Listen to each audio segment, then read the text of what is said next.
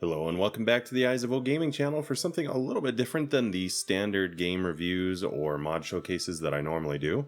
So today I'm taking a look at a post that I saw by a games journalist. This one was posted by WWG, which I have no idea who that is. Apparently WWG is the division of comicbook.com for gaming. I guess the games journalist division of comicbook.com.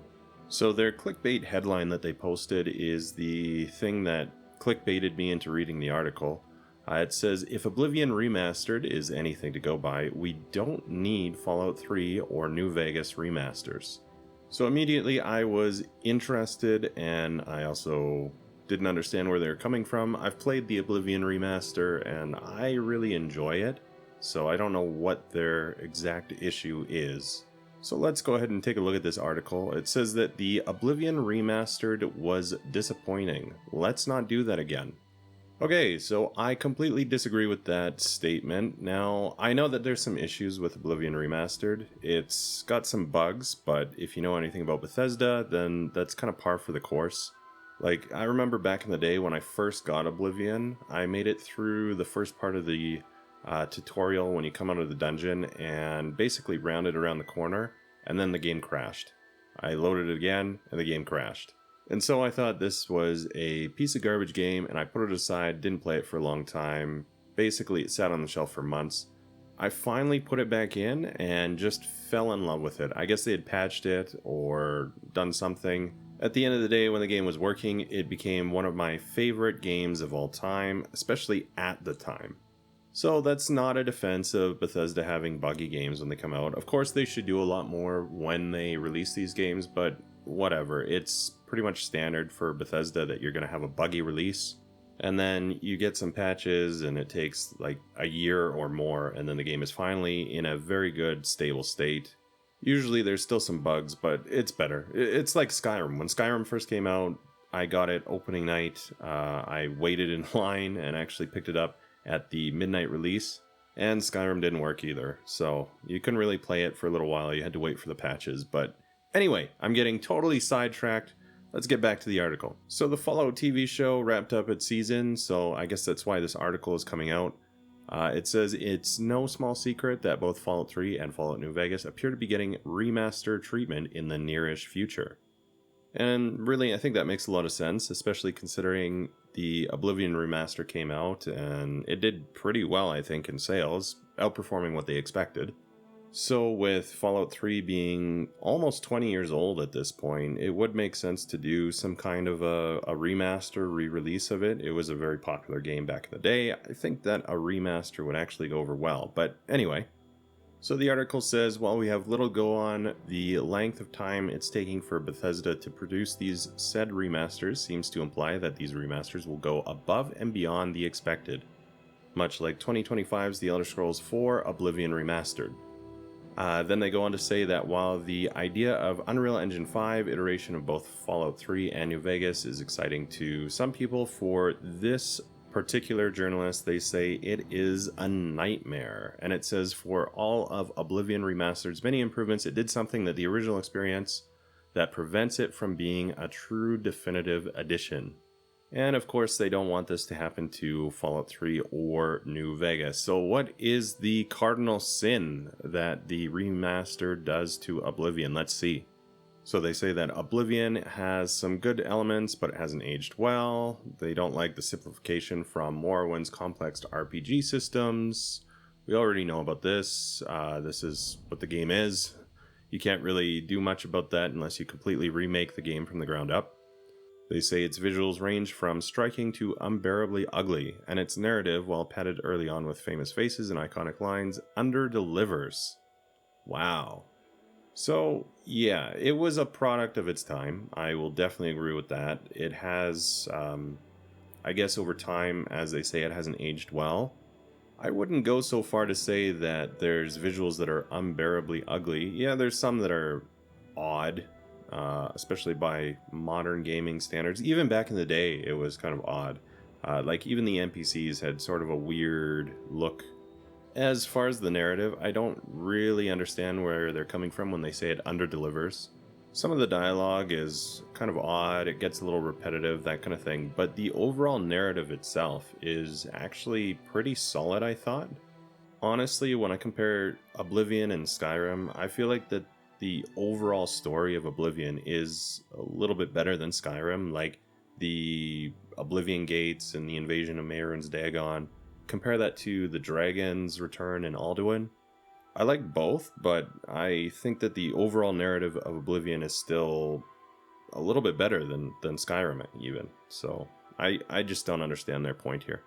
So then they go on to say that the Oblivion Remaster is not a remake and therefore shouldn't be burdened with the task of transforming the core experience. Then they go on to say that the overhauled visuals rob the game of its iconic atmosphere. I don't know. I think it's still pretty close to what the original Oblivion was. Like, obviously there's going to be major changes because there's been a huge development in graphics and visuals over this time. Really, it kind of feels like the remaster of Oblivion is a lot like what a lot of people mod Oblivion to try to look like. It's usually what people are trying to make Oblivion into. So I don't really see what the problem is. They go on to say that the changes that they did make with the Oblivion Remaster, it makes things a worse experience than the original. Mostly talking about the laggy and somewhat broken visuals and dull landscapes. So yeah, there's problems. There's definitely issues with it in terms of the actual performance of the game. Now, I played the Oblivion Remaster on Series X, and I didn't really run into a tremendous amount of lag. I also didn't have a lot of the frame rate issues that a lot of people talk about on PC, but on Series X it does run, I think, pretty well. There's definitely some weird bugs in it, and even now, like, they still haven't patched out some of the weird bugs, but overall it's definitely playable. I've gone through a lot of the campaign and a lot of the side quests, and I've been able to complete them. So basically, it sounds like their main issue with the Oblivion Remaster is that it changes the core look, feel, atmosphere of the original Oblivion experience. So maybe I'm in the minority here, but I would think a remaster is supposed to update the visuals, update some quality of life things, so it's going to make those changes regardless. Like, you can't have the exact same experience as the original if you're not playing the original. You're playing a remaster, so you're going to have a remastered experience. It's going to have a different visual look and feel. That's kind of the whole point. Like, if you play Skyrim Vanilla, you have the Skyrim look and feel that was originally intended, but most people who play the game on PC, they mod it, they add some graphic modifications. Now, of course, with that, you're going to have the ability of choice, so you can choose which style that you prefer. But obviously here you're going to have what the remaster developers think is going to be the graphical style that's going to be most appealing to people, and that's what they went with. And yeah, personally, I don't think it strays too far from the source. I think it still maintains the core feeling of Oblivion that I had back in the day, just with a somewhat unique take on the graphical style. So they go on to say that the remaster is supposed to elevate the core experience and make it approachable to modern day audience. Exactly, that's exactly what I was talking about. It's going to be changed from what it was originally. If you want that original experience, play the original game. The remaster is going to be an updated, more modern style of graphic version of the game. That's obvious. So they also do admit that they are being a little bit hypocritical here because they say that they lamented that Oblivion Remaster doesn't change enough, but then they complain that it's changed too much. And what they complain has been changed too much is something as foundational as the game's entire visual style. So again, I'm kind of confused as to what they expected a remaster to do. It's going to change the game's entire visual style because it's going to update it to a more modern graphical style, I would expect. You get some of these other remasters that are done after a few years and they basically don't change anything, or you take something like the GTA remasters. A lot of people complained that they didn't do enough and they didn't actually update the graphics enough. They made things a little bit cleaner, but they didn't actually update them to a modern look in a lot of cases. Oblivion Remaster takes a totally different approach and they remaster the game. They made it look new. It looks like a newer game. It's maybe not completely to the level of a brand new release, but it's pretty close, I think. Like, it definitely changes the look to a much more modern style. So then they say that the remasters should just heighten the game experience, not alter it, and that Bethesda and Virtuos appear to have misunderstood this with the Oblivion Remaster, and they're afraid that this is going to happen for the Fallout 3 and New Vegas remasters. So again, I don't understand what they were expecting. This is what a remaster is. I guess what they were hoping for was the really soft touch of the GTA remasters, but it's not going to go over well with fans either. That's not what they want. Or at least that's not what I think most people want. They want something that looks like a modern version of what they used to play like 20 years ago. And I don't think I'm totally alone here. When I go on Steam, I see that has an 80% positive review. The vast majority, actually the only negative reviews that I saw on it, were more based in the performance of the game. So that I totally understand. Yeah, they need to work on that. They need to optimize it. They need to make the performance what people expect when they play a game that's, again, it is a 20-year-old game. We expect it to work. But like I said, on the Series X, it does perform pretty well. I'm guessing that a lot of the issue is just that because it's been updated to such a level, it probably doesn't work on a large variety of PCs. Like, if you don't have the cutting edge of PC, it's probably not been optimized for it, which does suck. Like, there's no way around it. It should be optimized to run on a large variety of machines. If you're going to release the game, it should work.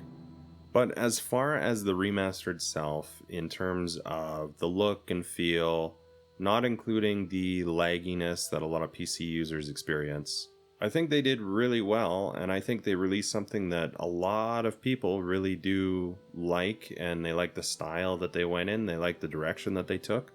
So I just don't agree with this article or what they're saying. Like, most people did enjoy it. I had enjoyed it. Most people seem to have enjoyed it.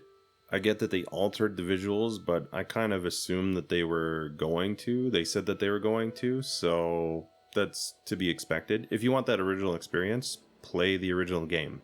I would say if you want to have the original, but you don't want this remastered experience, you just want to have some slight tweaks, you'd like to have some slight improvements, then your best bet is just to get Oblivion on PC and download some mods for it.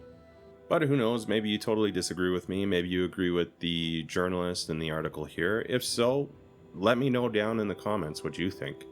I read all the comments, I like to read your guys' opinions, and I like to know what you think and if you agree or disagree with me and why. I think people are definitely free to have their own opinions. I happen to disagree with this person, but that's fine. It doesn't matter. We can both have our own opinions. It doesn't mean that one of us is more right or one is more wrong. Also, please let me know down in the comments if you want to see more videos like this. I don't know if I'm going to always do like a game journalist article review or critique, but maybe I could do some more reacting to gaming news or things that are coming out, that kind of thing. Let me know if you like this kind of thing. It is obviously pretty different from my usual video uploads like I typically do on the reviews or retrospectives on older games. I also try to make things a lot more scripted. This was just kind of off the cuff. I just sort of read through the article and reacted to it. So if you're familiar with the channel, please let me know down in the comments if you like this, if you want to see more of these kind of videos. If you are new to the channel, I also want to hear from you and see if you enjoy this kind of content or if you'd like to see more of this. If you head over to the channel, then there's a bunch of other gaming content like reviews and retrospectives like I mentioned. And I really hope that if you check out some of those and you enjoy them, I can earn your subscription. As always though, thank you so much for taking the time to watch today. And until next time, take care.